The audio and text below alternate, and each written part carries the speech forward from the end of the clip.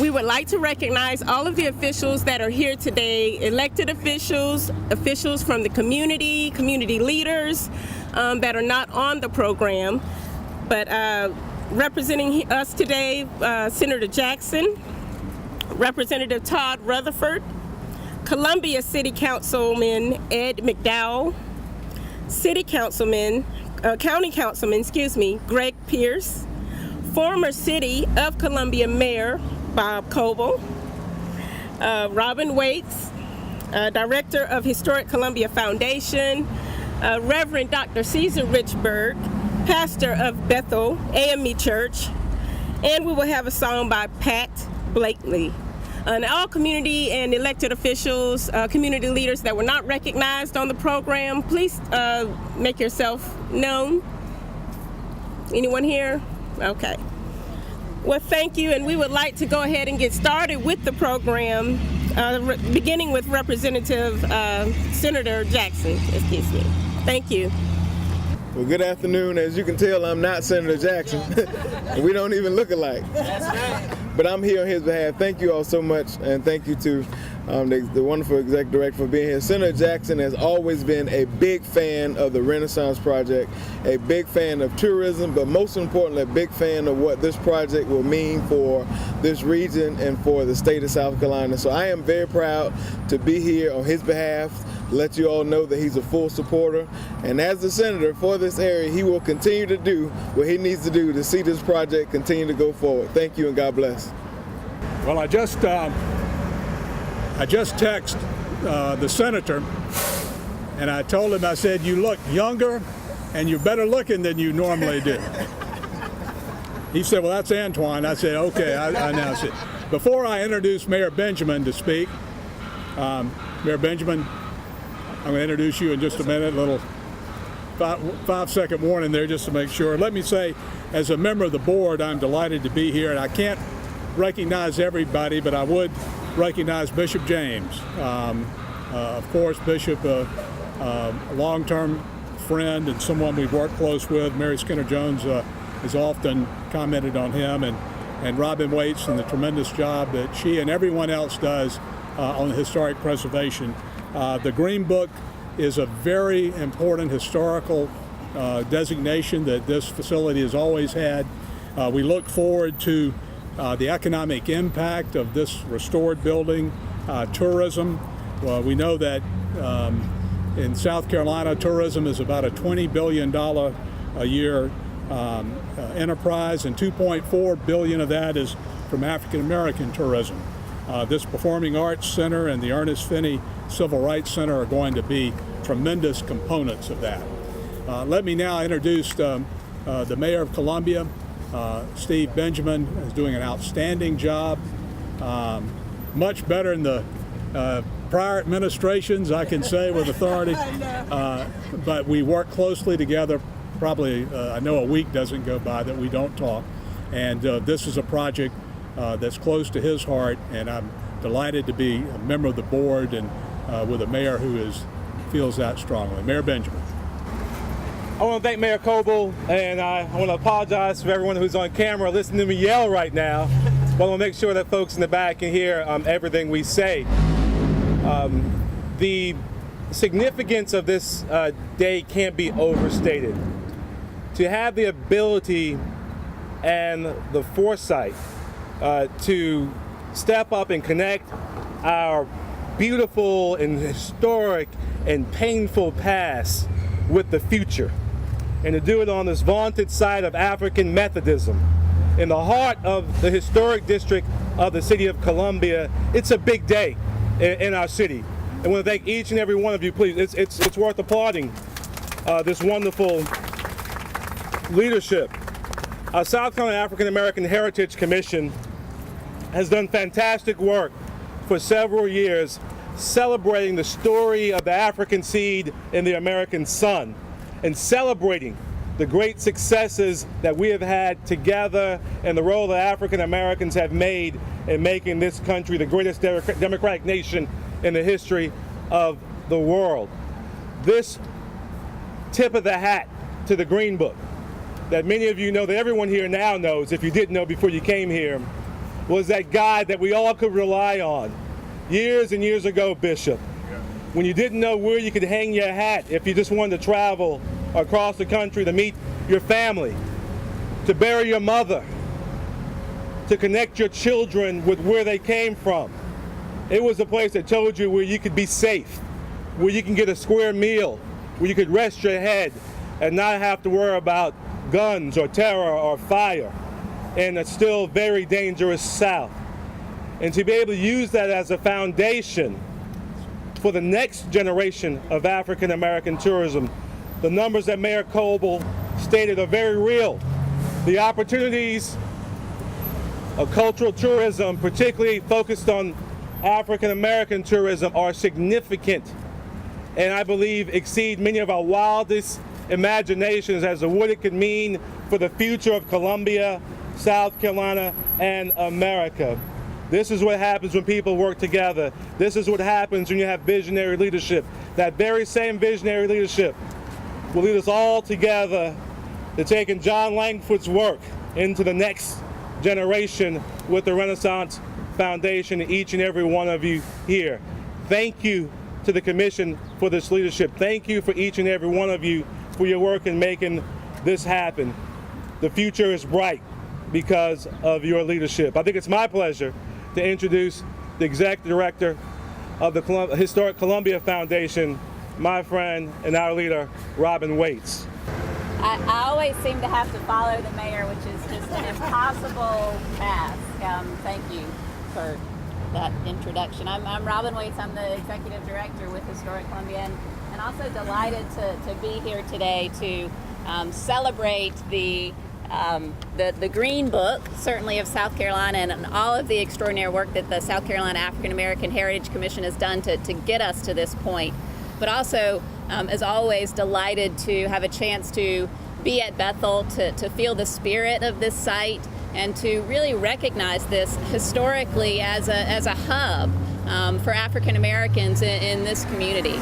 You know, when people gathered here from the early part of the 20th century, up until very recently, you could think of this as a hub that you go north and you're at Randolph Cemetery. You go west and you're on Washington Street in the African American Historic Business District. You go south and you're at Booker T. Washington High School. You're in the Wheeler Hill neighborhood. You go to the east and you're at Allen, you're at Benedict, you're in the historic Waverly neighborhoods. You go just a little bit northeast of here and you're at the Man Simon site. Also the Majeska Simpkins home, which are properties that we manage, Historic Columbia manages, that the city owns, and that are part of this Green Book of South Carolina. And certainly we stand on the shoulders today of those, particularly at places like Man Simons, who in the 1970s said, we've got to preserve this property so that people can visit it and really understand the story of African Americans, not only in Columbia, but in South Carolina. I think this is a great opportunity to use the example that those individuals said in the 1970s, to say this is another site that we've got to be able to use, continue to be that hub that pushes out into the spokes of the African American community. And certainly the Green Book is a great example of a way to use this and connect others to do that as well. So thank you, Janie Harriet, for your work with this Green Book. Thank you, Mary, for the work that you're doing with Big Bethel. We look forward to seeing it revitalized and back in action. Thank you. To all of you who have gathered on this historical site, what a site, what a place to be in this time of history. Bethel Church, a beacon of hope, a beacon of possibilities that just happens to sit in my district. The Renaissance Foundation has dreams of hope and possibility. This is the beginning. This is the beginning of hope. This is the beginning of all the things that can materialize in this place. I need to share this with you. Many, many years ago, when I was a young man, Bishop F.C. James, as I ran around the streets in Sumter, this was my pastor. He was everybody's pastor. And today, he sits on these hallowed grounds, continuing to give out the kind of vigor, the kind of vitality that's going to make this project work. I'm going to do all that I possibly can to make it work, to help it to work. And with that, I'm simply going to say, let the church say amen. Well, I feel right at home after hearing so many amens. But indeed, history is something that we all must value. History isn't just what has happened in the past, it is the footprint and the map that leads us boldly into the future. And so I'm glad to know that we can capture, harness, and even share not only goals, but the understanding that in order to really know where we're going, we must remember where we've been. For so many people have made sacrifices, so many people have paved the way that really, no matter who you are and where you are, you didn't get there by yourself. There was somebody who went before you, somebody who blazed the trail. And as we remember that, we will be emboldened. And as we as people have often, particularly African Americans, have been excluded, history has been selective. History sometimes has even been coded or colored. But as we embrace history, we give all people of all colors a hope to know that we are all in this together. It is my pleasure to be here and represent the House as well as the Speaker and all those who serve this great state. And I look forward to all that we will do and continue to do to embolden our rich history. Thank you so much. Let me take this moment to express our appreciation for all of you finding a void in your schedule to come out here this afternoon. Certainly, I want to acknowledge Bishop James and our elected officials, former Mayor Coble and Mayor Benjamin and others. And Bishop James, that's right. You are our pastor, all of us that grew up in Sumter, South Carolina. And we're glad to see you here this morning. But Bethel has been what Councilman Edward had said. We commonly call him Truck. It's really been a beacon in this given area. And we are so delighted that we see the light at the end of the tunnel, where we have a consortium of individuals who have made the outright commitment to help bring this to its total fruition. So really on behalf of our board chair and our ED and members of the board, let us thank you for coming out and sharing with us here on this afternoon. Thank you so much. Well, thank you all for coming today. So we're going to move along in the program and receive a treat here today after all of those eloquent speeches. Ms. Pat Blakely, who is a longtime member of Bethel. She's going to perform a tribute to Bethel's perseverance. Thank you, Ms. Blakely. As I stand in the front of this church building, so many memories flood back. And I want to say on this occasion, I was thinking of what song to sing, but I know one thing has always stood true, and that is whether it is in the past, in the present, or currently in the future, God is always in control. We are always in His hands, and we live by His will. So I remember a song that I used to do in this building many years ago, and I decided to do that. When God is in the building, the sin sick are healed. When God is in the building, that void is filled. We're moving by His power and sprinkling out His grace. I can feel His presence right now all over this place.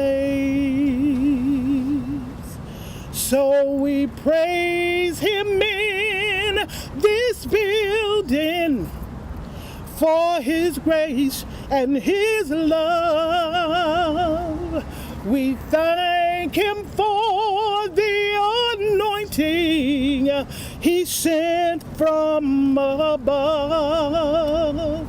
For his wondrous works we thank him and give him all the praise. We thank you, Lord, for blessing us and filling this place. Hallelujah, hallelujah, hallelujah.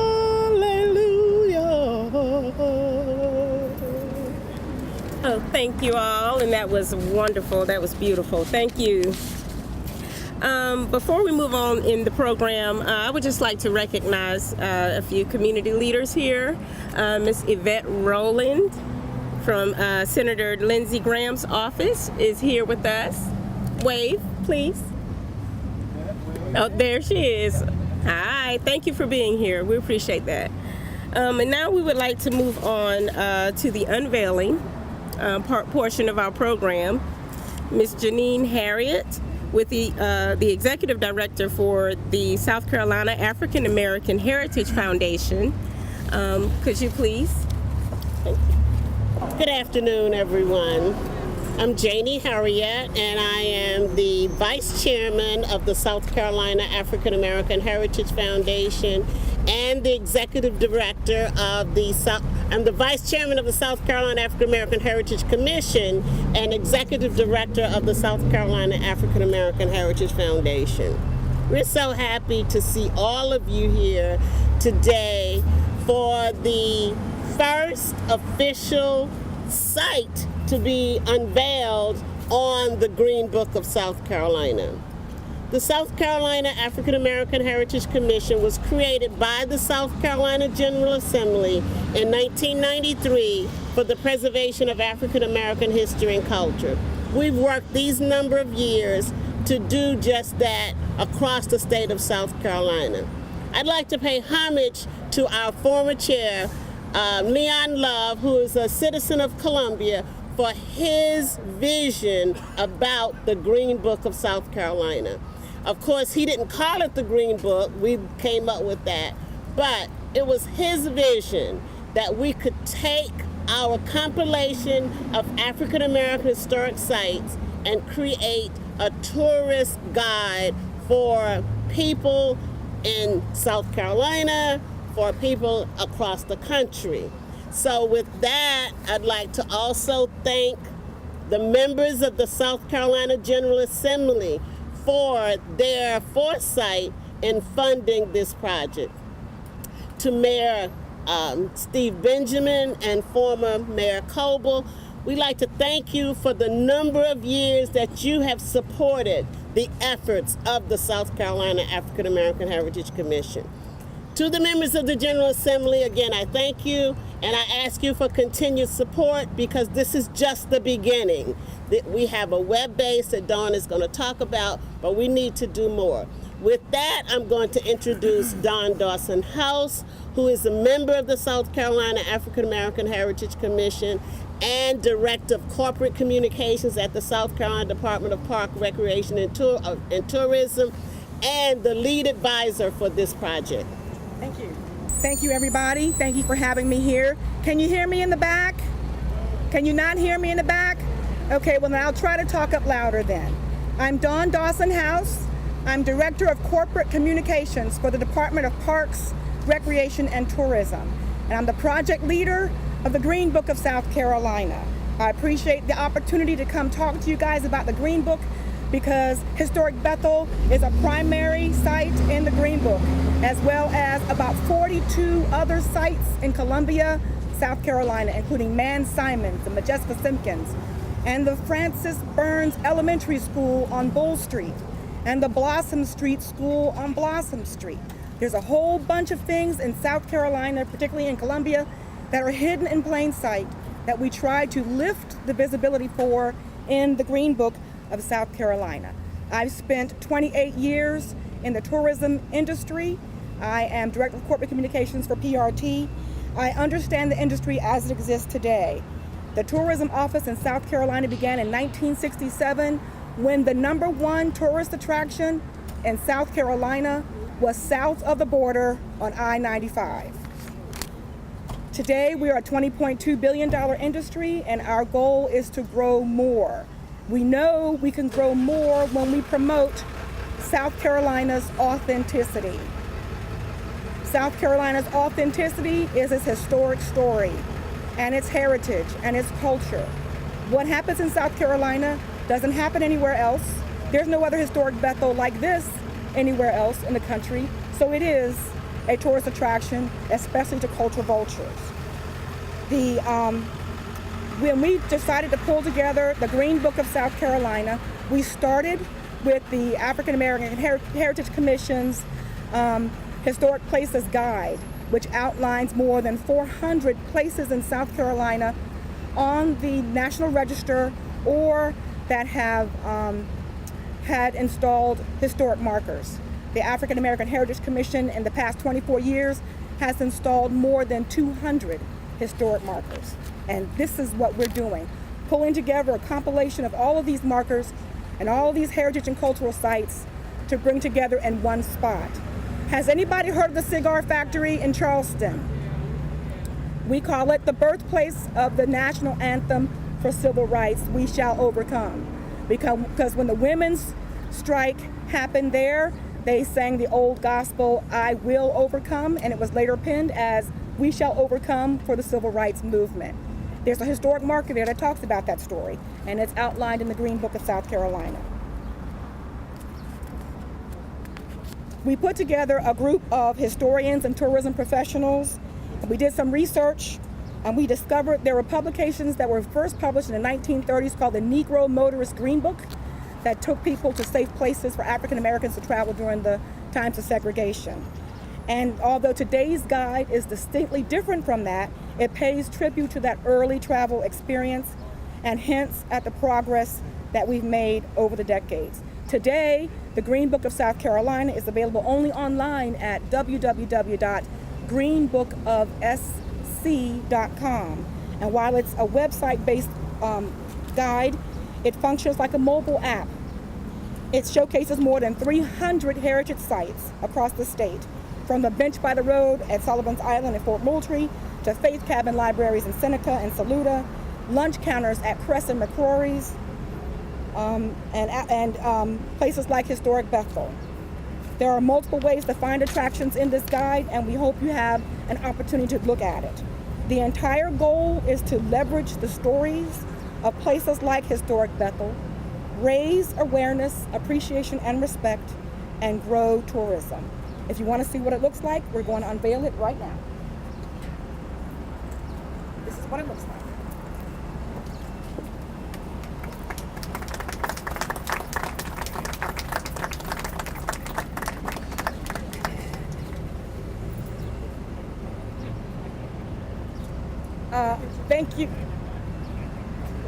Thank you again for inviting us to share our project with you. And thank you, Historic Bethel and Renaissance Foundation, for giving us a great story to tell. Appreciate it. Again, we'd like to thank you for coming today. Is Dr. Eric Emerson here?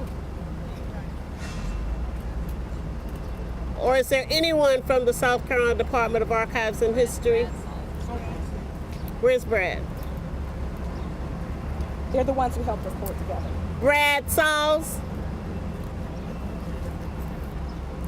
The South Carolina African American Heritage Commission was created as an advisory to the Department of South Carolina Department of Archives and History. And so we have Brad Sauls here representing the Department of Archives and History because they serve as our foundation. They are where we sit.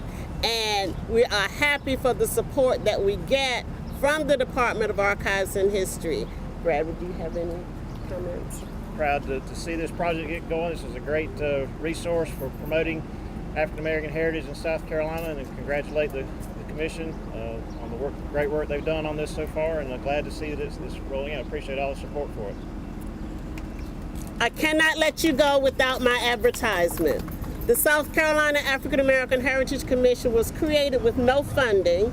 Currently, we get $25,000 from the state appropriation.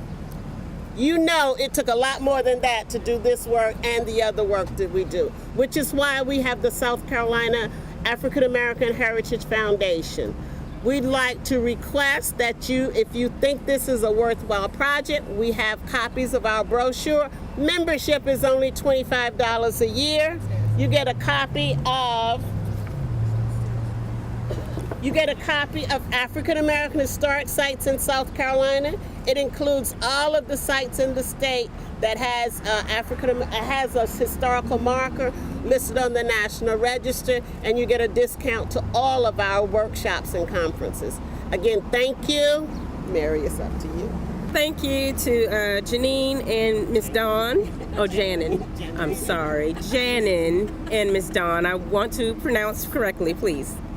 But we would like to thank you all for coming here today and just witnessing how we come together as a community. And it's very representative of all of the partners that we have and what it takes to get this project going and finished, completed. And all the other tours, the sites on the tour that were talked about today. So please participate and please support. Thank you so much. Ms. Mary Skinner-Jones, we would like to have you come forward as the Executive Director for the Renaissance Foundation for your remarks. I don't have very much to say because everything has been said. Janie said if you contribute to her project, she got a book.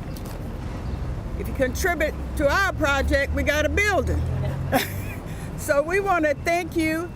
The book will give you directions to the building. We thank everybody for coming out. This building will connect you with the past, the present, and the future.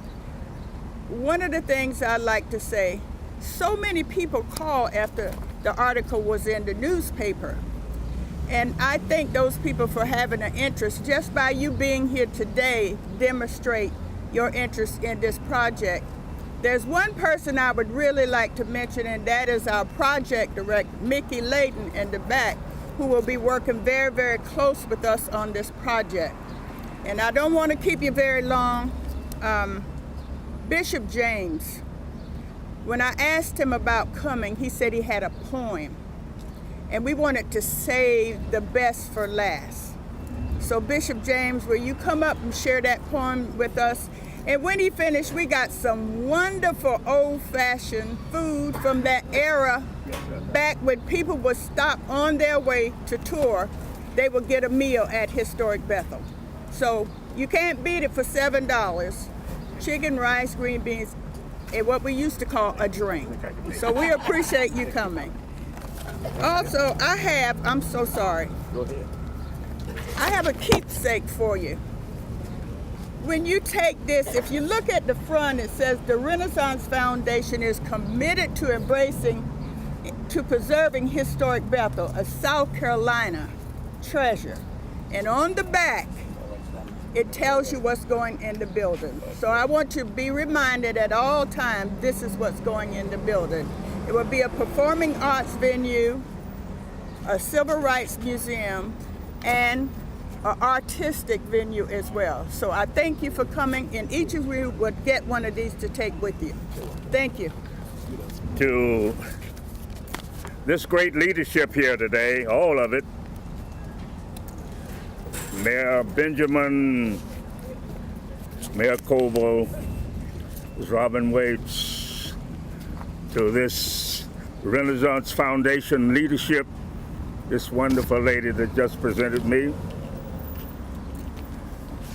to all of the representatives of the City of Columbia, the great City of Columbia, the Council of Richmond, Richland, and for all South Carolina, the legislative leadership that is here today to mark this moment, to the pastoral leadership, to Reverend Pastor of Bethel now, Pastor Reverend Caesar Richburg,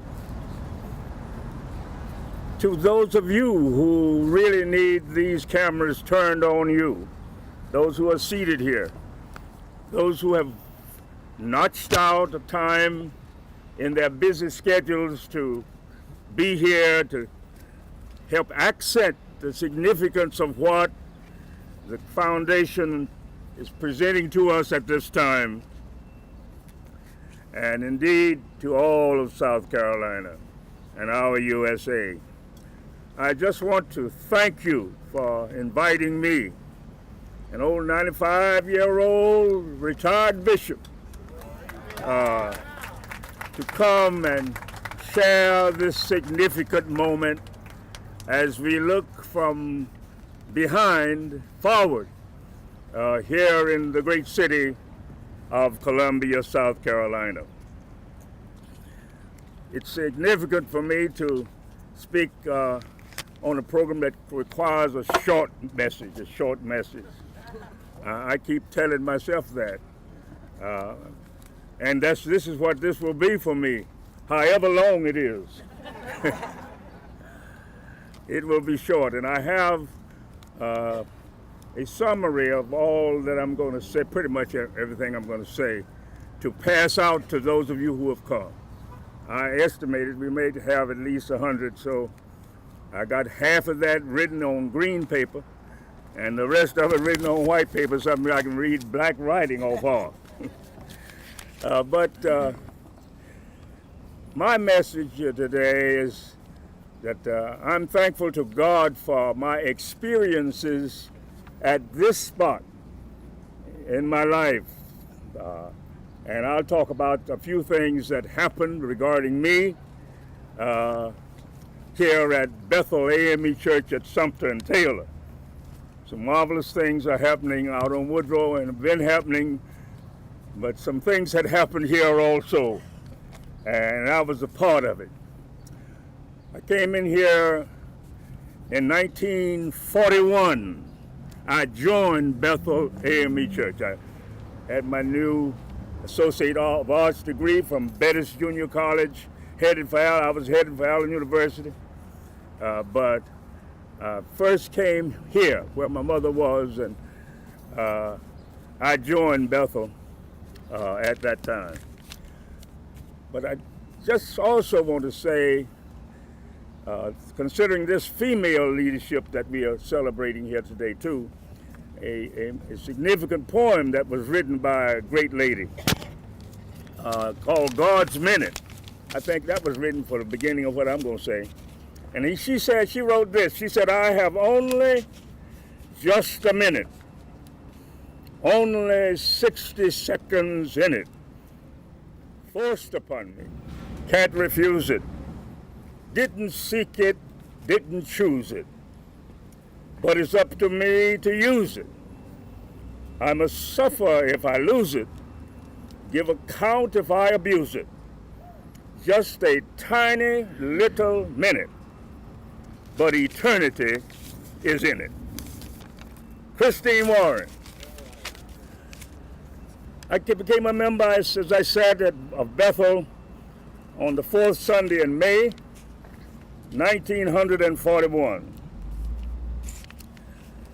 I joined the Bethel Junior Choir the first Sunday in July in 1941, directed by Dr. Robert Weston Mance. I married Theresa, my wife Theresa, by a Bethel pastor by the name of Dr. Charles Leander Hill, who pastored Bethel before becoming president of Wilberforce, and we got married by the Bethel pastor December the 30th, 1944. You check that out. I was ordained an AME elder by Bethel, at Bethel, by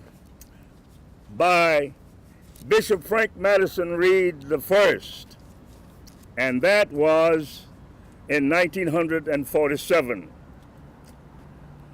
I attended countless NAACP, civil rights, community progress meetings at Bethel in the 40s and the 50s and the 60s and the 70s.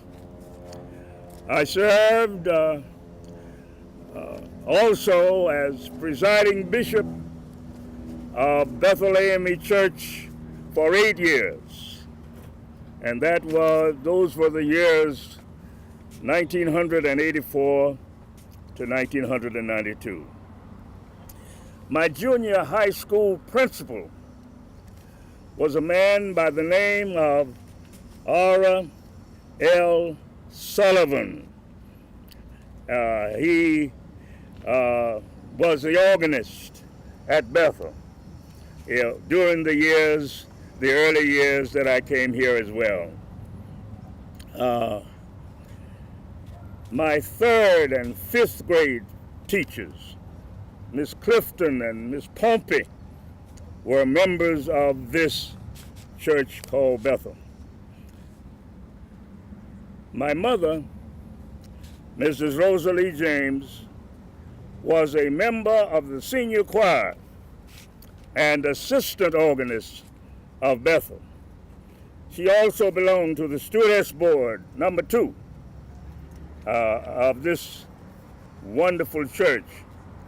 And when she left this earth in February 1984, at the age of 83, it was in this Bethel edifice that Pastor J. Arthur Holmes, who I sent back here 8 times, J.